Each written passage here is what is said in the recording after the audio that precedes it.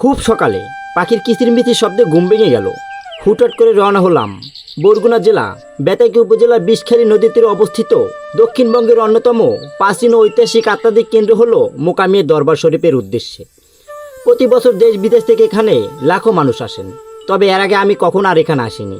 তাই কোনো কারণ ছাড়াই চলে এলাম হাসান পাগলার কিছু অলৌকিক কাহিনী শোনার জন্য। আচ্ছা, আমি একটা বিষয় শুনতে পারি যে হাসনা পাগলা আছে, যাকে সবাই হাসনা পাগলা হিসেবে চেনে। সে নাকি যখন বৃষ্টি চায়, এলাকাবাসী বৃষ্টি হইতো না, তখন নাকি তার কাছে সবাই যায়। এই বিষয়ে কি জানেন আপনি? আসলে বৃষ্টির ব্যাপার বলতে কি, বৃষ্টি দেওয়ার মালিক কিন্তু আল্লাহ। জনশ্রুতি আছে হাসান পাগলা এমন একজন লোক ছিলেন, যখন এলাকাবাসী তার কাছে ছুটে আসেন বৃষ্টি প্রার্থনা করার জন্য, তখন সে বলতে লাগলো, তোমরা কে সুদ খাও, কে ঘুষ খাও, কে মায়ের গায়ে হাত তুলছো, সবাই সামনে এসো। সবাই সামনে আসলো। তারপর তাদের বিচার হলো। বিচার হওয়ার সাথে সাথে মোনাজাত ধরলো। আল্লাহ তাআলার অশেষ নিয়ামতে মোনাজাতের ভিতরেই বৃষ্টি হওয়া শুরু করলো। হাসান পাগলার আরও একটু অলৌকিক কাহিনী হলো, হাসান পাগলা যখন মানুষের ভাষায় কাজ করত, তার মালিক তাকে বলল, গাছ থেকে নারিকেল পেড়ে নিয়ে এসো। হাসান পাগলা কিন্তু গাছ উঠতে জানতো না। সে গাছের গোড়ায় গিয়ে গাছ জড়িয়ে ধরে কান্না করা শুরু করলো। ও হে আমার মালিক, আমি তো গাছ উঠতে পারি না, নারিকেল না পারলেও তো আমার চাকরি থাকবে না, আমি কিভাবে আমার মাকে খাওয়াবো। হাসান পাগলা কিন্তু একজন মায়ের ভক্ত ছিল। সে কিন্তু তার মাকে খুবই ভালোবাসতো এবং সে মানুষের ভাষায় কাজ করে তার মাকে সবসময় চেষ্টা করতো কিভাবে সুখে শান্তিতে রাখা যায়। সে যখন কান্নায় ভেঙে পড়ে, গাছ জড়িয়ে ধরে, হঠাৎ করে গাছের মাথা তার হাতের কাছে চলে আসে। সে কিন্তু তখন নারকেল পেড়ে তার মালিকের কাছে নিয়ে আসে। এখান থেকে বোঝা যায় যে হাসান পাগলা কত বড় একজন পীর ছিলেন। হাসান পাগলার আরও একটি অলৌকিক কাহিনী হলো, এখানে যে ছোট্ট একটি খাল দেখতে পারতেছেন, একসময় কিন্তু এই খালটি অনেক বড় ছিল এবং এখানে ছিল ব্যাজ্য। এখানের ব্যাজ্য পরিষ্কার করি তারপরে কিন্তু সে একটি মসজিদ নির্মাণ করেন এবং একটি মাদ্রাসা, যে মাদ্রাসায় এতিমদের লেখাপড়া করানো হবে। এবং এই ছোট্ট খালটিতে সে ফু দিয়ে যায়। এই খালের পানি যেই পান করবে তার রোগ ব্যাধি ভালো হয়ে যাবে।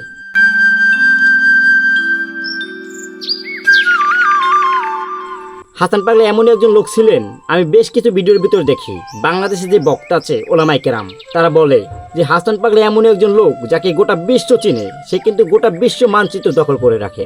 গোটা পৃথিবী নাকি দাঁড়িয়ে আছে 4 জন ওলিদের কেরামতিতে, তার ভিতরে হাসান পাগলা হলো অন্যতম। হাসান পাগলার সম্পূর্ণ নাম হলো হযরত মাওলানা শাহ সুফি হাসান উদ্দিন রাদিয়াল্লাহু, যাকে সবাই হাসান পাগলা হিসেবে চিনত। প্রতি বছর নির্দিষ্ট তারিখে, সাধারণত ফাল্গুন মাসে, এখানে 2 দিন ব্যাপী বার্ষিক ওয়াজ মাহফিলের আয়োজন করা হয়, যা আখিরি মোনাজাতের মাধ্যমে শেষ করা হয়। ইসলামের মৌখিক শিক্ষা, তরকিয়া, তাওশিফ ও আধ্যাত্মিক চর্চার প্রচার প্রসারে এই দরবারের অবদান অপরিসীমা।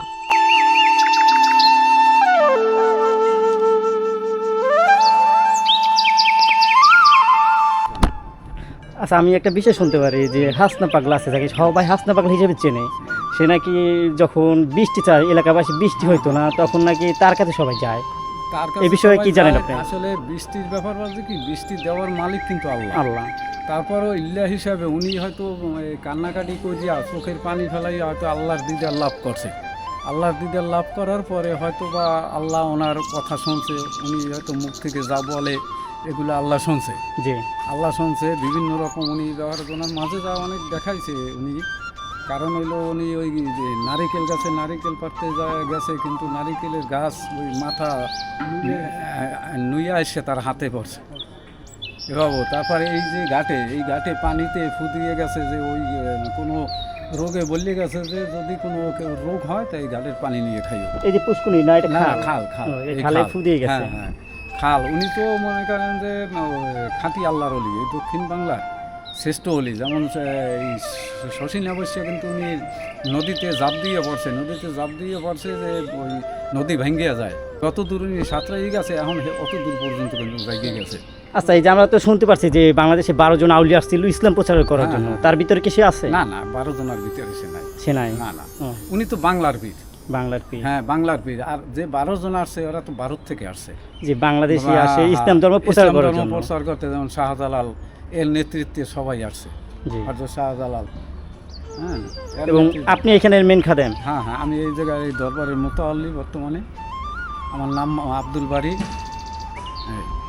এই দরবারের খেদমতে আছি আল্লাহর রহমতে। মোকামিয়া কামিল মাদ্রাসার ভিতরে কিন্তু দেখতে পারতেছি যে হাসনা পাগলার কিন্তু একটা দান বাক্স রয়েছে, এবং জামে মসজিদের মূলত এটা দান বাক্স, এবং এইটা কিন্তু কামিল মাদ্রাসা। ও খুব বড়। তামিল মাদ্রাসার ভিতরে কিন্তু দেখতে পাচ্ছি যে হাসনা পাগলা একটি দান বাক্স, বোঝা যায় যে হাসনা পাগলা কত বড় জাল্লার ওলি ছিলেন। মোকামিয়া দরবার শরীফ, এবং এটি কিন্তু হাসান পাগলার দরবার হিসেবেই পরিচিত। এবং এখানে আসছি, এখান সম্পর্কে জানবো, তারপরে কিন্তু আপনাদের মাঝে আমি ভিডিও বলার চেষ্টা করব। এবং দেখা যায় যে আজকে সম্ভবত এখানে ভিডিও আপলোড হবে না, কালকে আপলোড হবে। আজকে এখানে আসলাম, এখানে সম্পর্কে সব কিছু জানার চেষ্টা করব। এবং আজকে কিন্তু প্রচুর পরিমাণ গরম পড়তেছে, বলে রাখি। এবং এই যে